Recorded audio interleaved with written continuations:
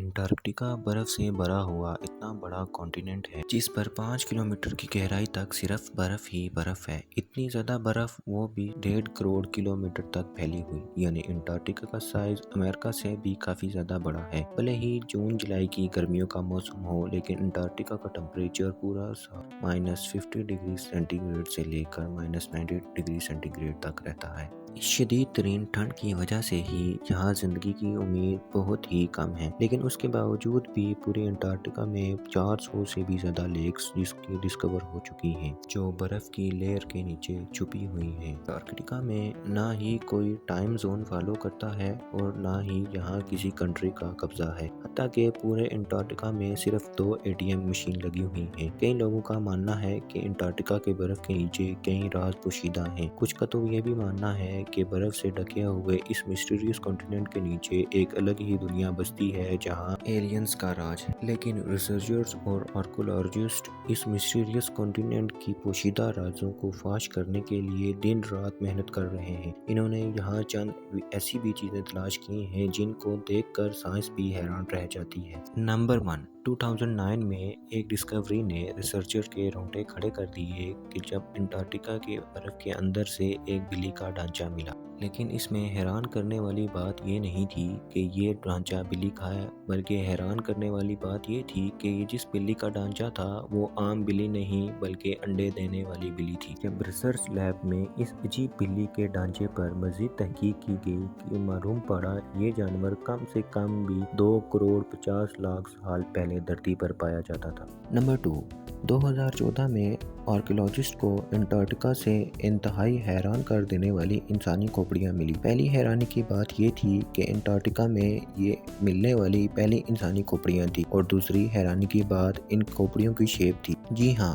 Normal کھوپڑیوں کے مقابلے میں یہ کھوپڑیاں کافی الگ دکھتی تھی کیونکہ ان کے سر ضرورت سے بھی زیادہ باہر نکلے ہوئے تھے۔ سائنسدانوں کا ماننا تھا کہ کھوپڑیوں کی ایسی شکل بچپن سے ہی عجیب عادتوں کی وجہ سے ہی بنتی ہے، اور یہ عادتیں ہزاروں سال پہلے ایشینٹ سویلائزیشن میں بنائی جاتی تھی۔ اس طرح کی کھوپڑیاں آرکیولوجسٹ کو ایجپٹ اور پیرو سے بھی مل چکی ہیں، تبھی ان کا شک ہے کہ ہزاروں سال پہلے انٹارکٹیکا میں بھی لوگ بستے تھے اور ان کا کچھ نہ کچھ ریلیشن ایشینٹ ایجپٹ سویلائزیشن سے بھی ہوگا۔ نمبر 3، پچھلے 50 سالوں کے دوران انٹارکٹیکا سے 10,000 سے بھی زیادہ میٹیورائٹس مل چکے ہیں۔ میٹیورائٹس ٹھوس پتھر کے ایسے ٹکڑے ہوتے ہیں جن کا تعلق ہماری دھرتی سے نہیں ہوتا، بلکہ وہ کسی اور دھرتی سے ٹوٹ کر آتے ہیں۔ سائنسدانوں کا ماننا ہے کہ ملنے والے میٹیورائٹ سے کئی میٹیورائٹ 7 سال سے بھی زیادہ پرانے ہیں، لیکن پتہ لگانا بہت ہی مشکل ہے کہ ان میٹیورائٹس کا تعلق کن ستاروں یا